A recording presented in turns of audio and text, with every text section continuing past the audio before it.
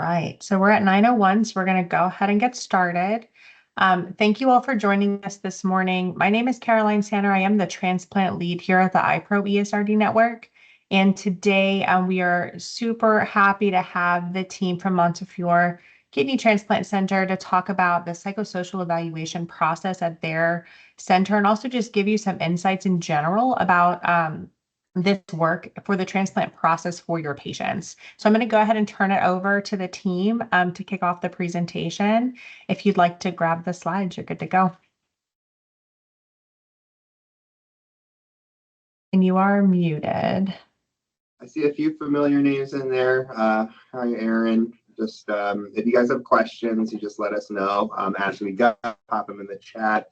I am going to move a little quickly through a few of these slides just for people who have been on these presentations in the past. Some of them will be a little repetitious in the beginning, but this is basically our topics for today. I'm just going to go over a couple quick highlights to just help frame some of the transplant information. We'll go through our basic psychosocial criteria, substance use pathways, triggers for psychiatric care, and then triggers for post-transplant psychiatric care. So this is just some statistics for New York. So currently 8,000 New Yorkers waiting for transplant, 7,000 of them waiting for kidney. I just highlight this as a means for further conversation with patients and maybe coworkers or family. Typically, the standard for the U.S. is to have, as our baseline is about 60% enrollment in deceased donors when you sign up with the DMV. New York's only at 50% though. And it's an interesting stat just because when interviewed, 90% of the U.S. population does agree and support organ donation. So a little bit more money where our mouths is, I think, in the future would be great for this country and this state. But for now, that's the numbers we're looking at. So this chart's really just to highlight the life expectancy of patients on dialysis versus after transplant. So as you can see at every age criteria, there is 2 to 3 times longer lifespan once they've received a transplant and come off of dialysis. All right, so we'll talk about our referral and evaluation process a little bit now. So for starters, this is really just day one. So once a patient is interested and you guys are getting their information together to send to us, we'll take their face sheet or any basic H&P. We really only need the basic patient identifiers and insurance information to get them scheduled in the beginning. So we'll review their insurance, a brief phone screening, just to make sure there's no major comorbidities like oxygen dependence, things like this. Usually calling within that first couple days, usually maybe a week, and then we'll have you scheduled usually within a month, which is pretty quick.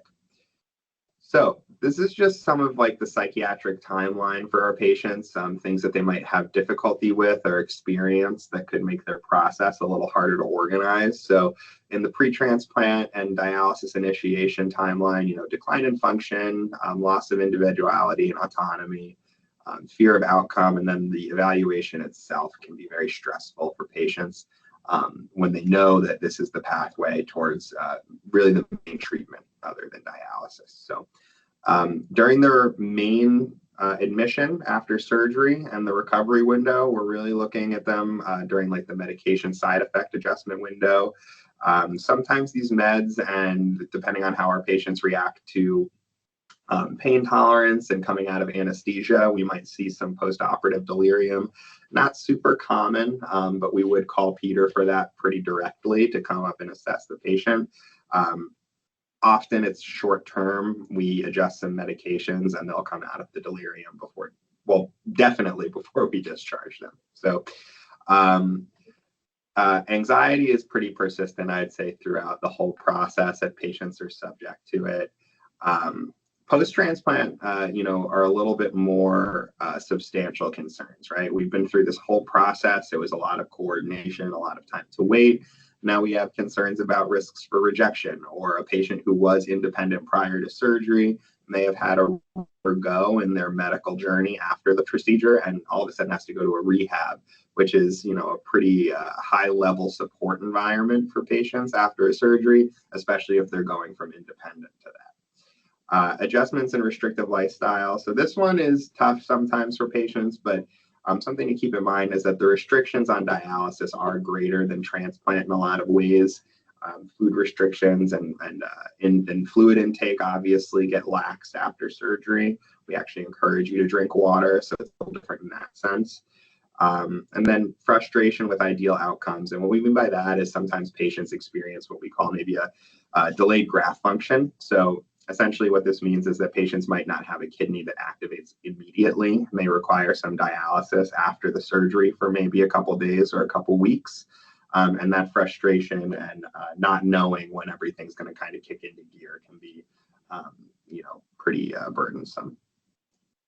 Okay, so just a little bit of like rationale behind what we ask. So obviously dialysis is an incredibly hard treatment. I meant to update this number, so I apologize, but about 30 to 50% of dialysis recipients do suffer from some level of depression or anxiety prior to transplant. Some reports do actually report a higher percentage of this. It's different, obviously, from center to center and from study to study, depending on how they gather this information. Some patients do not self-report, so the PHQ-9 is not always extremely helpful with this. So just something to keep an eye out for usually, especially in a population as sensitive as this. There's usually also at least one major depression or anxiety episode within the post-transplant period. Again, it's a very stressful time. You've been through a lot to get to that point. So anxiety does flare up sometimes. In instances of depression, we do see a lower quality of life typically with dialysis patients, or poorer self-care, increased use of medical resources, higher readmission and mortality rates. We also do, and we'll touch on this in the substance use protocols, often see patients choosing to self-medicate with a variety of things. So we do have to speak with them about that and engage the context of the use and the type of things they're using.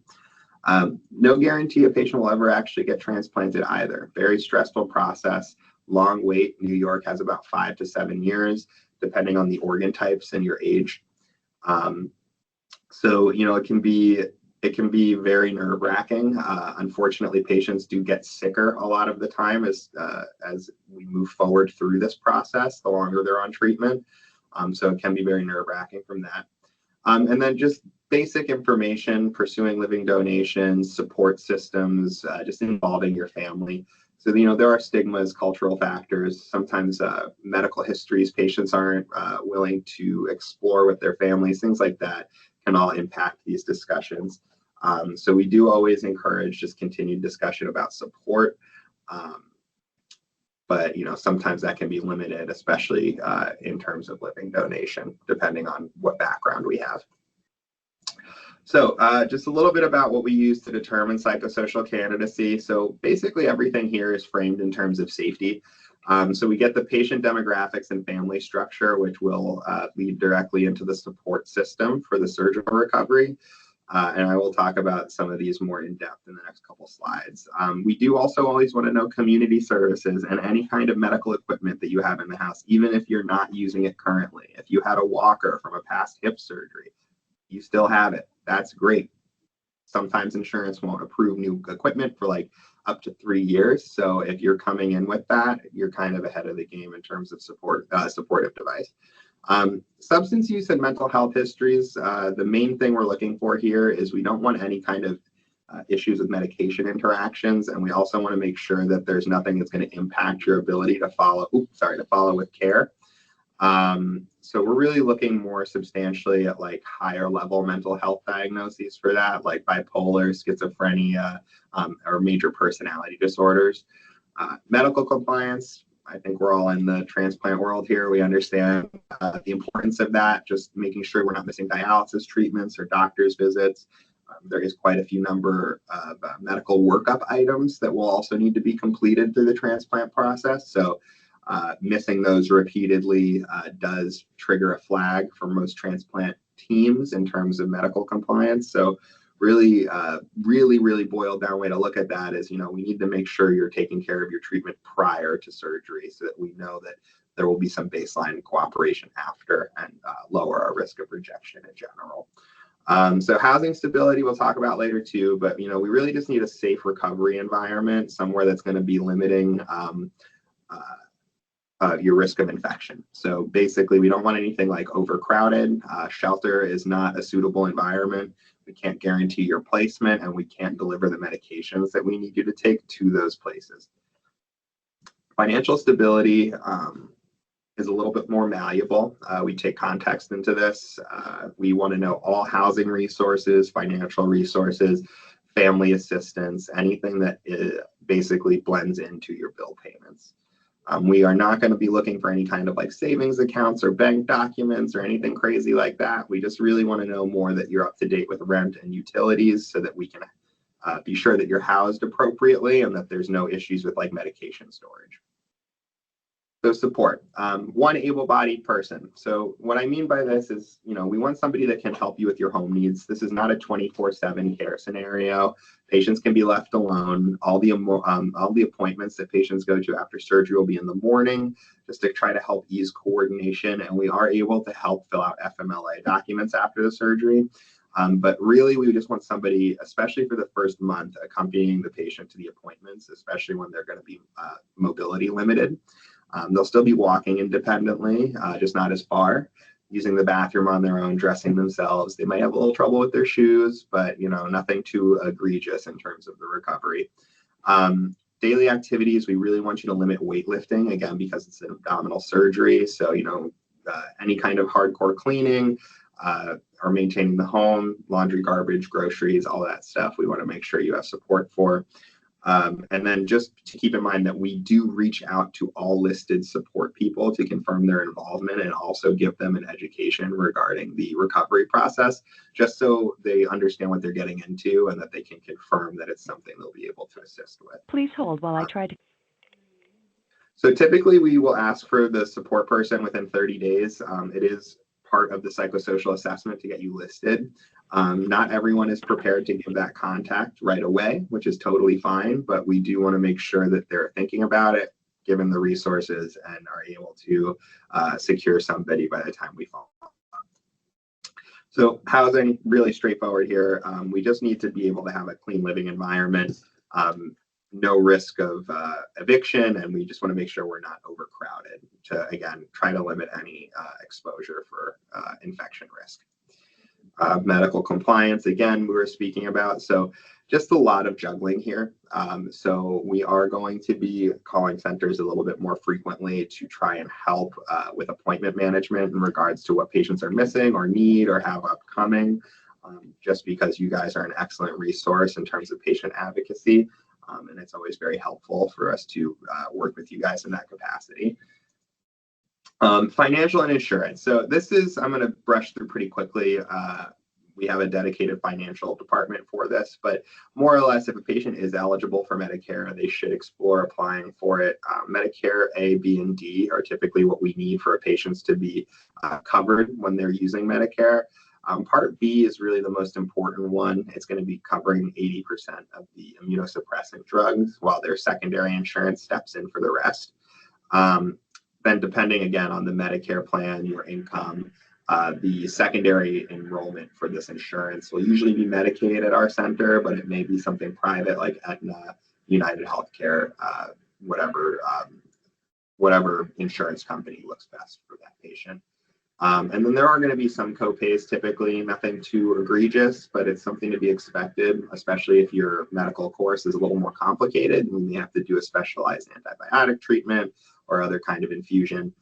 So it's just something to be aware of. All right, so I'm going to hand it off to Peter now. He's just going to talk a little bit more about the substance use breakdown, why things are more at risk than others, and then what we do when we come across these cases. Okay, good morning. So you can call me Peter. To patients, I go by Dr. Peter Spiro. I'm going to talk about substance use and a couple other things here, but I wanted to kind of frame it first that we want to help patients get transplanted safely. So when we screen for substance use, when we ask about substance use, we also really want to make sure patients understand the risks that they're putting themselves through for having the transplant last a really long time. So I'm specifically going to talk about very common substances like cannabis and tobacco a little more in depth, but really we're trying to help patients see how those substances may cause graft loss in the future. We're not trying to screen them out, stop the patient from getting transplanted. We're more trying to support the patient so they understand the risks. Okay, so first I'm going to talk about cannabis because there's a couple different things. We all, well, first of all, cannabis is so widely used. It's legal. Patients, whether they get it like with medically or recreationally or whatever, so many people use cannabis for a variety of reasons. But there's specific things that all patients should know about after transplant that cannabis really increases risk for. Mainly to do with interactions with medications through its effect on the enzymes in the liver and the way the medications are broken down, as well as infection risk. So unfortunately, it's many different ways that people use cannabis can still affect the medications as well as infection.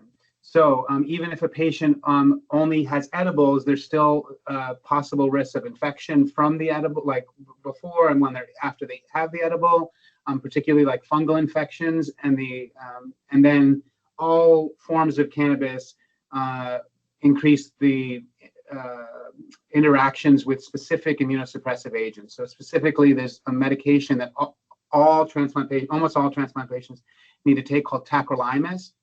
And cannabis interacts with the way that medication is broken down. And so that can really affect the longevity of the transplant if it's unpredictable. So how I advise patients is I encourage them to try to reduce their cannabis use as much as possible before transplant, because after transplant, it's really going to be particularly risky. So I don't try to say you need to stop immediately or absolutely you're doing the wrong thing. Just more like I would recommend you try to reduce as much as possible, because after transplant, we highly recommend you stop because of certain risks. Well, we can talk more in depth about that too.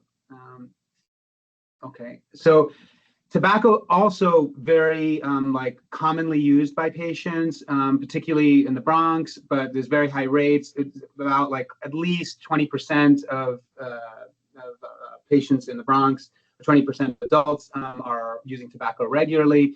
And I include vaping in this, and I can talk more about that as well. So there's specific risks that patients should know about tobacco use. And this can be smoking, like chewing tobacco, any form of tobacco.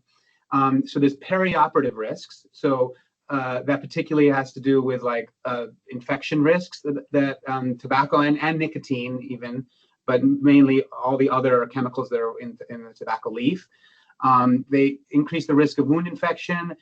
They increase hospital stay, and they really affect healing. So I often explain to patients, hey, this surgery is going to be right along the biggest blood vessel in your body, your aorta. And the surgeons are going to cut the side of your aorta and stick on a new kidney. And they're going to do a lot of sewing. That's why the surgery is basically around 3 to 4 hours.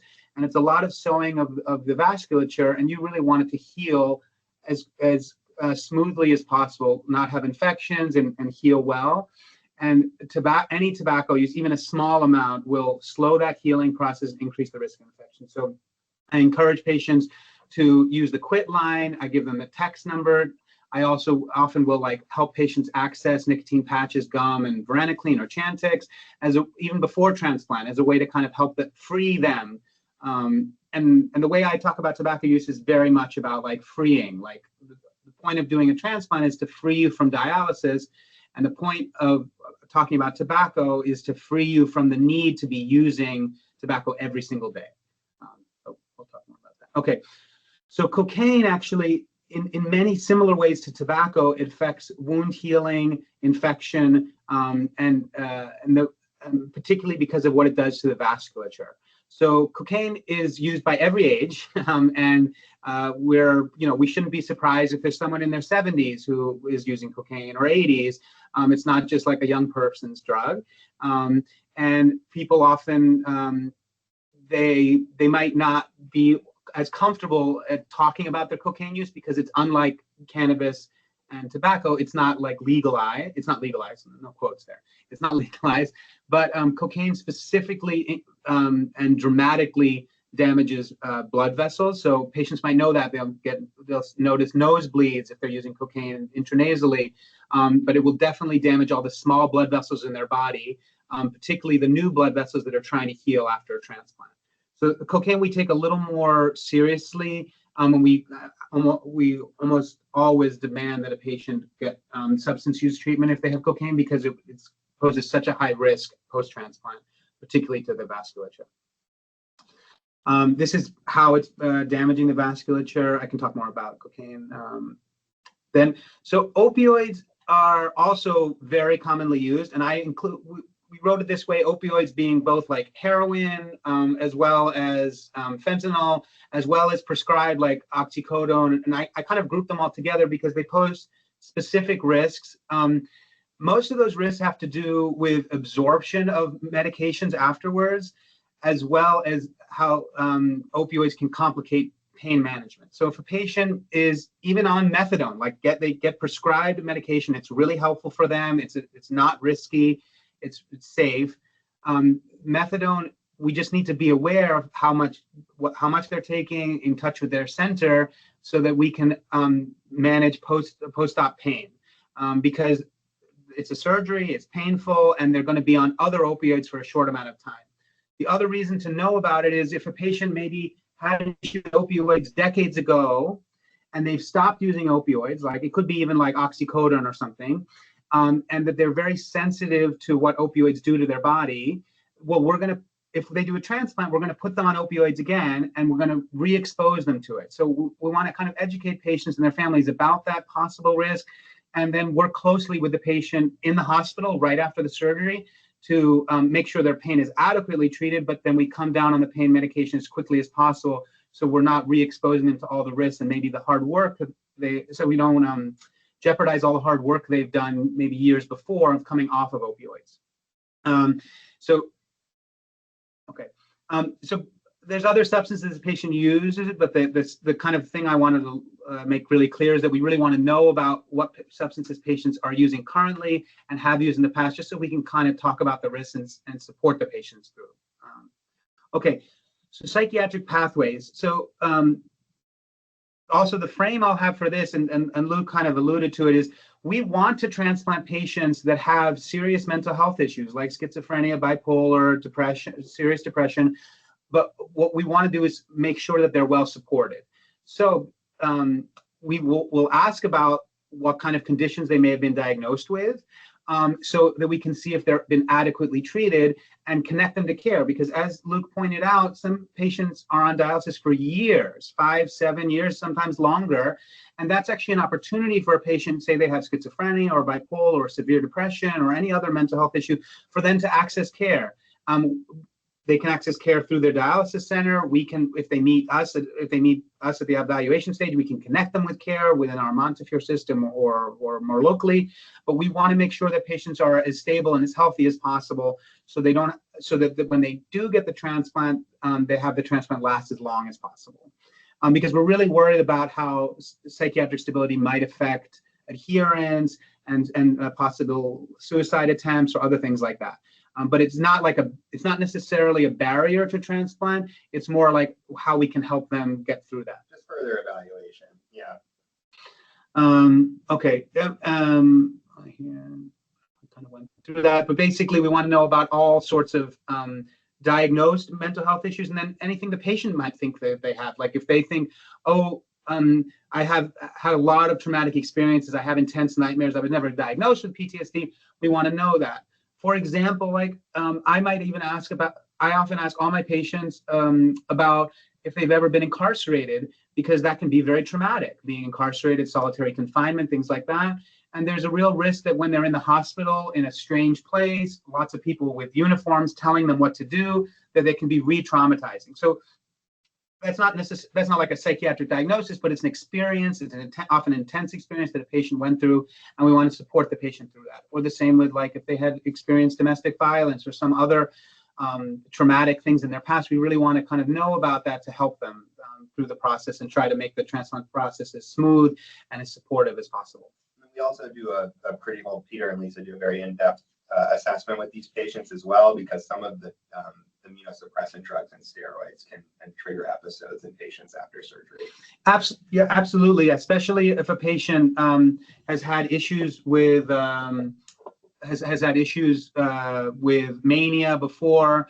But even if they haven't had issues with mania before, steroids ruin everyone's sleep, And when our sleep is ruined, it makes us much more irritable. Steroids make us, they kind of just make us a little more edgy, every person.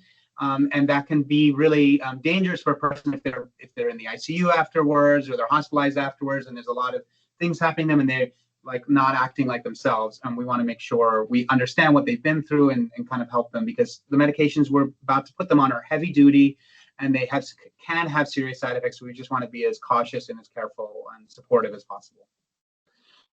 Okay, so when we assess medical adherence, and this is really actually a little bit easier with the kidney patients compared to other transplant patients, because kidney patients have often been doing dialysis for so long, and we really can have a kind of sense of how adherent they are to treatment in the past. And we want to see, like, oh, has there been psychiatric barriers, intense anxiety that's prevented them from going to dialysis, or interrupted a lot of dialysis, or caused lots of issues for the other adherents, like taking other medications? We might want to understand, like, oh, is the patient going through cognitive impairment, like dementia, and there's lots of different types of dementia, and I can talk about that too, like Alzheimer's versus vascular dementia. That where we're really worried is that the patients cognitive changes might affect their adherence to medications afterwards, and make them more vulnerable to some side effects. Their brain might be a little more vulnerable if they're going through some cognitive changes.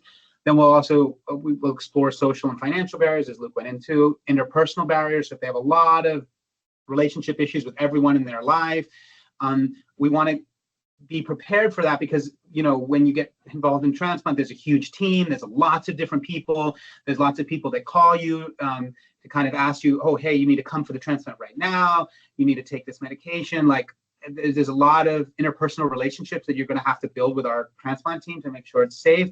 And we want to be aware if you've had lots of interpersonal struggles. So that's something like certain borderline or other kind of personality traits. We just want to be aware to kind of support them through the process.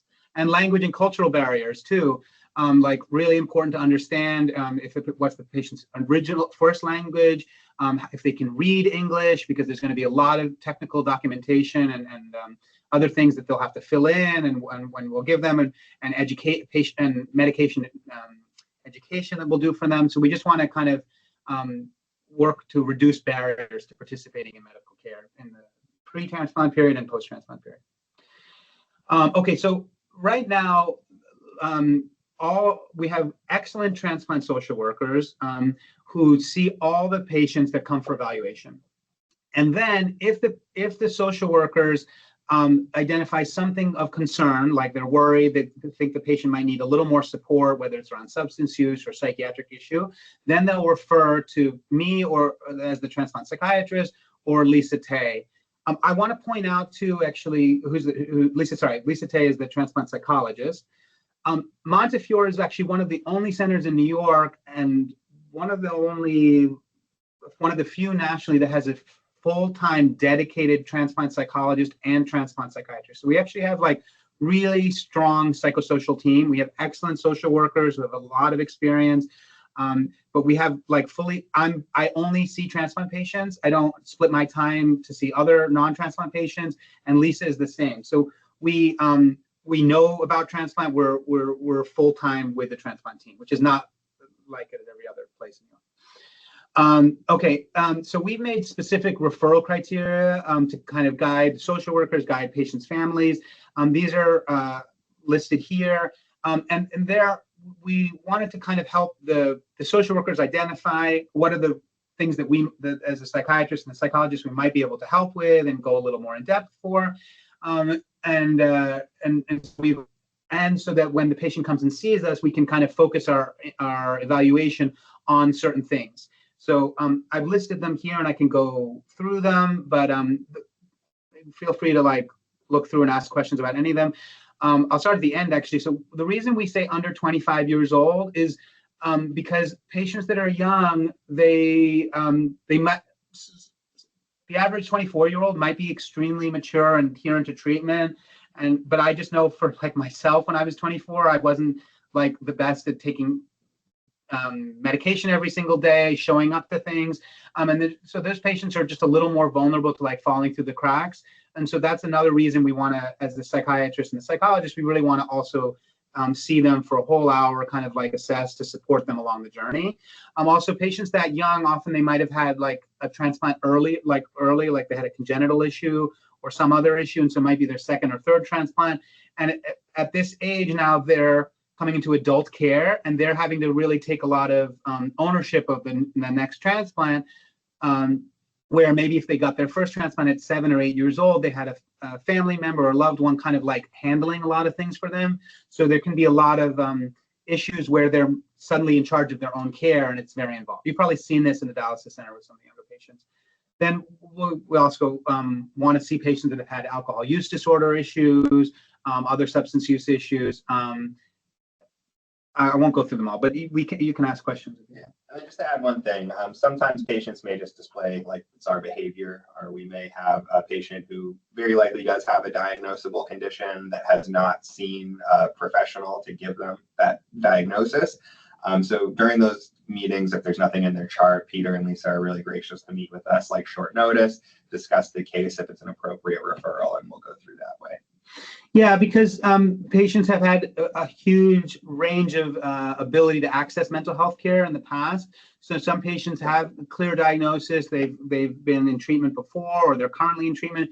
And some patients, they've just kind of maybe been suffering from some undiagnosed or undertreated mental health issue. And it may come out in like bizarre behavior or some other way, or clinicians, prior clinicians they've seen might not like have a language to say, oh, this patient seems really, really anxious, or their OCD is really, really intense, and but it may like come out in another way. So we want to be as supportive to patients as possible, and supportive to our team to kind of like see as many patients that really our team feels like might struggle in the post-transplant period, unless we kind of understand a little bit more about what's happening.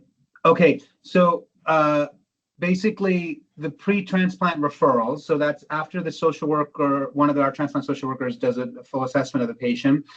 If they see that a patient is having some neurocognitive concerns, instead of immediately coming to see Lisa or I, we actually have great neuropsychologists at Montefiore who do a full barrage of tests, which can be like 5 or 6 hours to help see if a patient has Alzheimer's dementia versus vascular, or they actually have like a long-standing cognitive impairment since childhood, and they have like intellectual disability or other kind of issues that may, like now that they're 60, oh, maybe they have dementia, but actually it's a long-standing issue.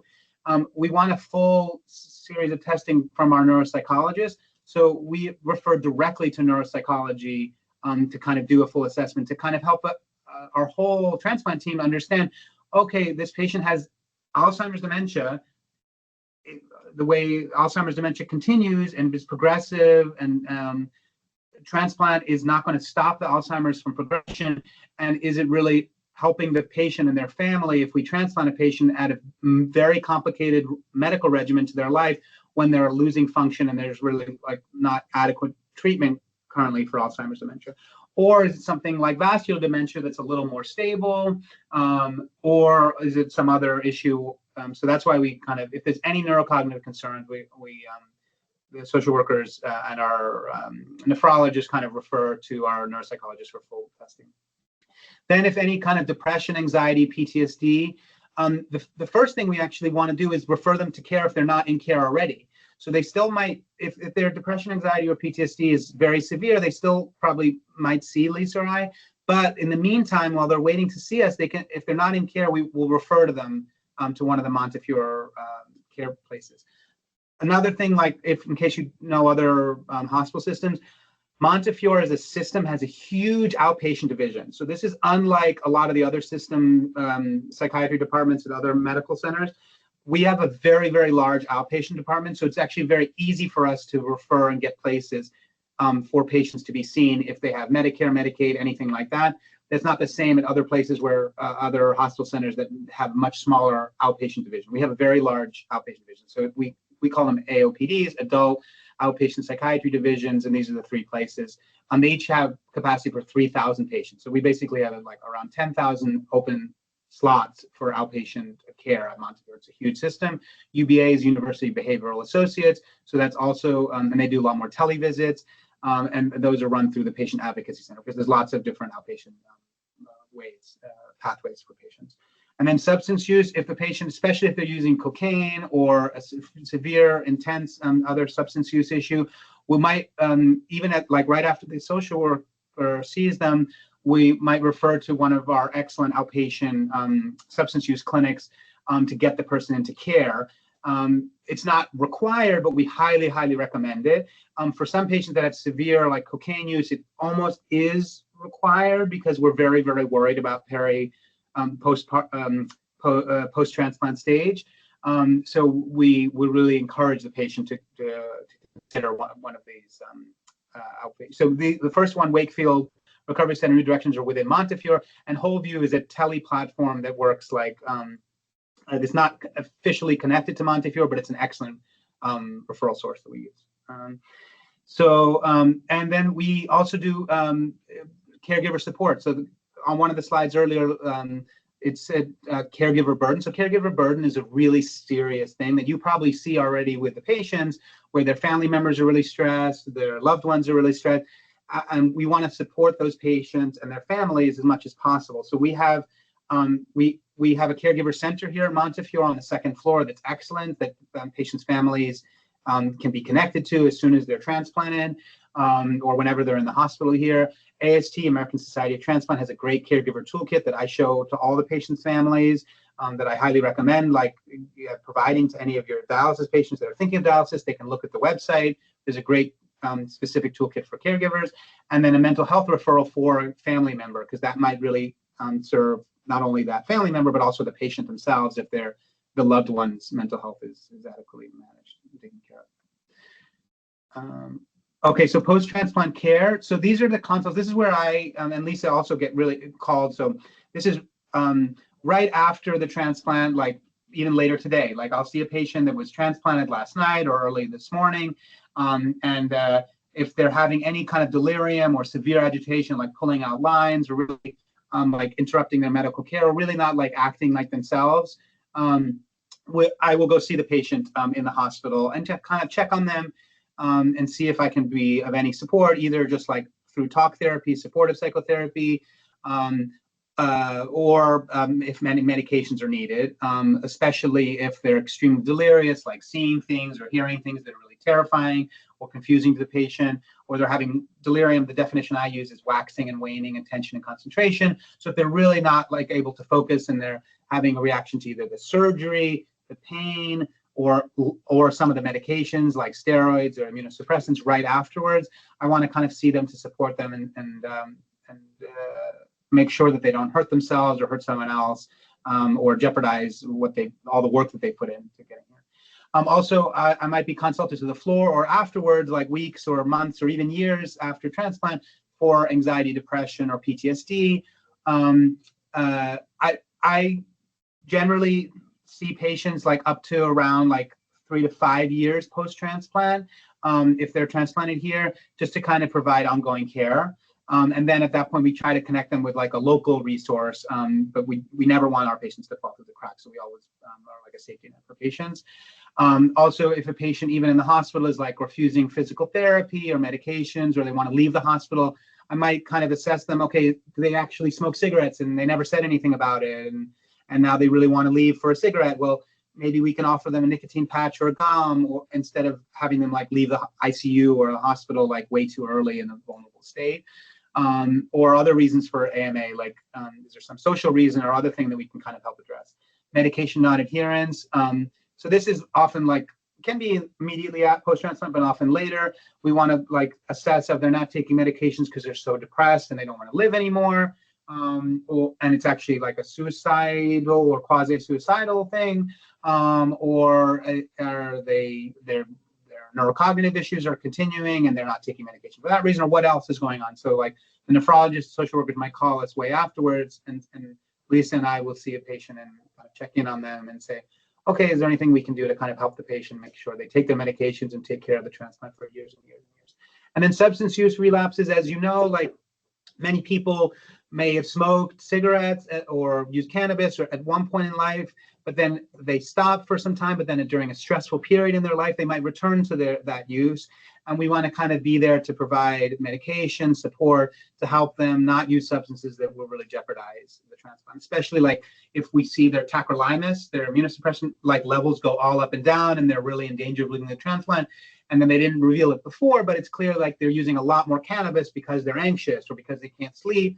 We can offer them like safer alternatives than cannabis, and talk about like some of the risks and see like, and to reduce use and kind of see what how we can support them through motivational interviewing or medications to kind of help them not relapse in a really dangerous way for themselves and their goals of having the transplant loss. So this is just a little bit of our contact information for people who are a little farther outside of New York. We did temporarily have a NIAC location in Rockland County where we were doing assessments, but we have since closed that location. I'm still the liaison for anybody out there that needs patient updates or wants a visit or an education. We can do those in center. My cell phone is there, and then my co-worker Joan Gooden, who covers most of the Bronx and part of Manhattan, also has her contact there. Any kind of referrals or questions that you guys have, please feel free to either email them over or call. We can definitely walk you through that process. 111 East 210 is our main surgical site. It's where our team is stationed. It's where we are right now. Just basically our most available evaluation site. We have the most slots there. 1250 Waters and 555 Taxter are both Friday clinics. There is plenty of availability, but they are only done on those on the Friday of every week. So just keeping that in mind. But we do this to just try to space out patients in terms of where they're living, and also just make it a little easier if they're planning to drive or take alternate modes of transit. And then I will let Caroline take over. Thank you so much. So real quick, we do have a post-call survey for all of our attendees today, just to provide some feedback. What we collect through this survey is shared with our presenters. I also do review it, so both of us can provide better sessions moving forward, or keep them the same if the audience likes the way that they are going. I'm also going to put the link to the feedback survey. Right now I have it as a QR code on the screen. If you want to do it on your computer, I'm going to paste the link in the chat for you. And then I would like to take the opportunity now to open it up to our attendees if they have any questions for our presenters today. You're more than welcome to throw your questions into the chat, or you can raise your hand and unmute and ask directly.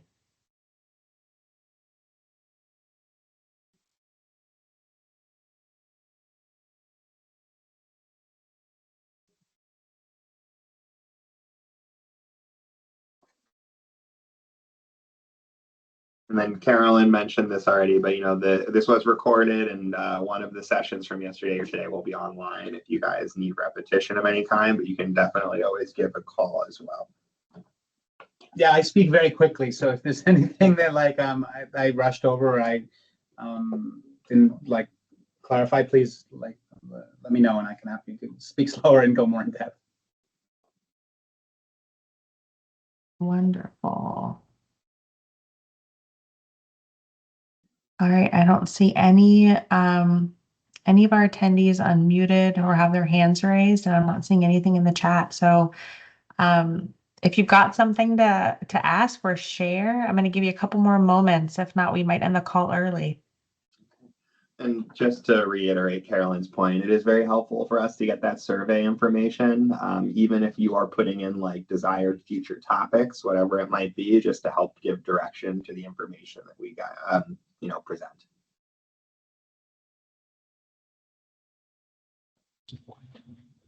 Oh, Blake Griffin raised a hand. Yeah, hi, can you guys hear me? Yes. So I have a quick question. So I'm a social worker up in Albany, Albany Medical Center's kidney transplant program. I don't know if I missed it in the presentation, but what is your take on alcohol use for patients? So I know obviously, some people are social users, or some people can be chronic abusers. So what's your take on, alcohol use for transplant patients post transplant? So great question. Also, like I talk more in depth about cannabis and tobacco, but basically everyone drinks alcohol. So many people drink alcohol, and it's to be expected at some point. And so the way I And the way we think about it is if alcohol use affects adherence. So for dialysis patients who are really supposed to be fluid restricting in some way or very careful about their fluid intake, if they're drinking like a 12-pack of beer every single day, let alone like the alcohol part of it, it's probably not like what their dialysis center ideally wants for their fluid intake. Again, also if they're drinking so much that they're not going to dialysis, they're forgetting medications, that kind of also like poses some risks for adherence to post-transplant. So again, like if we see a patient and they express that they say, oh, they recently had an issue with alcohol, but they're doing much better, there's two things we might do. So we might say, okay, if you feel like you need more support, here are some alcohol use centers. You don't absolutely need to go, but we would recommend because they're here to support you. And we want to make sure that your alcohol use, whatever it is, socially or anything, isn't affecting you, like your ability to wake up for dialysis or at post-transplant come to appointments in the morning, or like forget to take your medication, things like that. Then there is a blood test called PEth, which we really started using in liver transplant, but now we're using more with kidney transplant. It's basically a quantitative marker. It's a blood test, and it kind of shows how much alcohol someone is using on average in the last 28 days. And it gives us a measure, okay, if someone says they're having 1 or 2 drinks a day, but then we send their PEth and their PEth is like very, very high, it's probably more likely they're having like 1 or 2 bottles of vodka a day. And that might not be a little more concerning, especially like for their fluid restrictions or fluid guidelines, but also like it's a lot of alcohol and we want to kind of provide guidance because we really try to approach patients as we want to really understand where you're at so we can support. But if someone has a serious alcohol use disorder, it does not mean the transplant's off the table. It just means that we want to support them so that if they do a transplant, we want to make sure that the transplant lasts as long as possible. So did that kind of answer it, Blake? Yeah, definitely. I was also curious about like chronic abuse in the past too. Like, if there's a patient that's been sober for like, X amount of years, but if it's more recently, like within a year or two, would you guys, put some like supports in place or referrals in place too, just to kind of be helpful? Or obviously, I guess it kind of depends on, like you said, adherence to other like medications or dialysis. But I mean, I guess how far out would it be like too concerning or concerning for like, past chronic use, I guess? Great question. So our guideline for the social workers here is that if they've had alcohol use disorder, meaning like the alcohol use caused like specific problems in various realms of their lives, and they had trouble really reducing, we kind of guideline in the last 5 years. But transplant is very stressful. Transplant can be a very stressful process. And when we're under stress, people might turn to whatever their coping strategies. Hopefully they're like healthier coping strategies, but it could be like,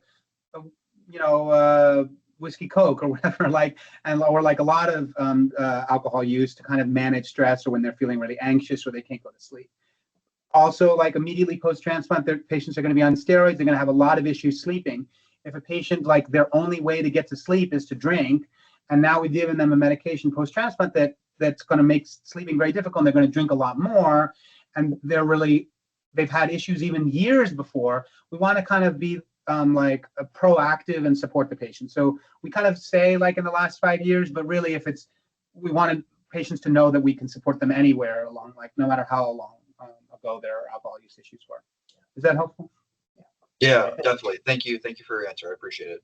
And then Kelly, sorry, I see your question in here about the essential plans. So we don't have trouble with essential plans. We have trouble with emergency Medicaid. It doesn't cover all of the transplant services and medications patient will need after surgery. So that would limit their financial clearance.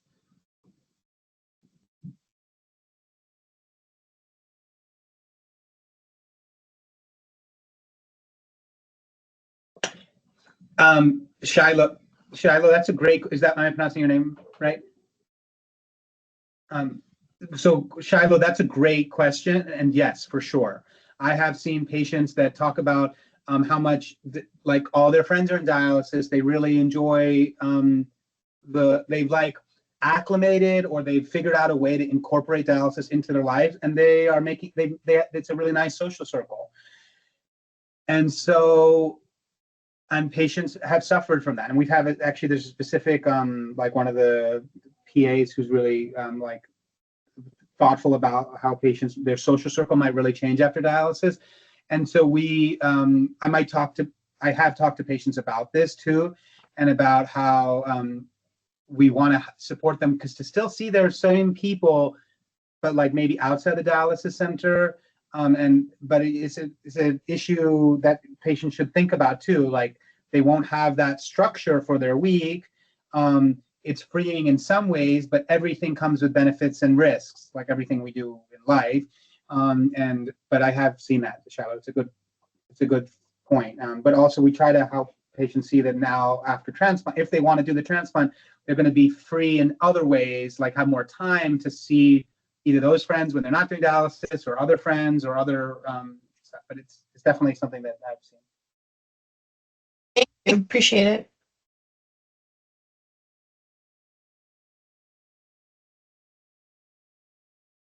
Thank you so much for all the questions and the great answers. Are there any other questions from our attendees today? Blake, I see you still have your hand up. I'm not sure if you have an additional question or, wonderful. Okay. Well, reach out anytime. Like, yeah, we're always here, and we're really helpful. We want to be as helpful. Hopefully, they're helpful. We want to be helpful to you and support you in your work with your patients. And thank you so much for the work you do with patients. And then we are able to do in-center educations and lobby time as well to meet with staff and patients if that's something you're ever interested in. I recognize Erin's name on my screen, so I'm going to use her as an example here, but she works in the New Rochelle clinic, not too far from us. And I do visit there occasionally just to kind of review our criteria, speak with patients who are unsure about, pathways and risks of transplant, just try to like help better inform staff on how to, have continued educations about treatment.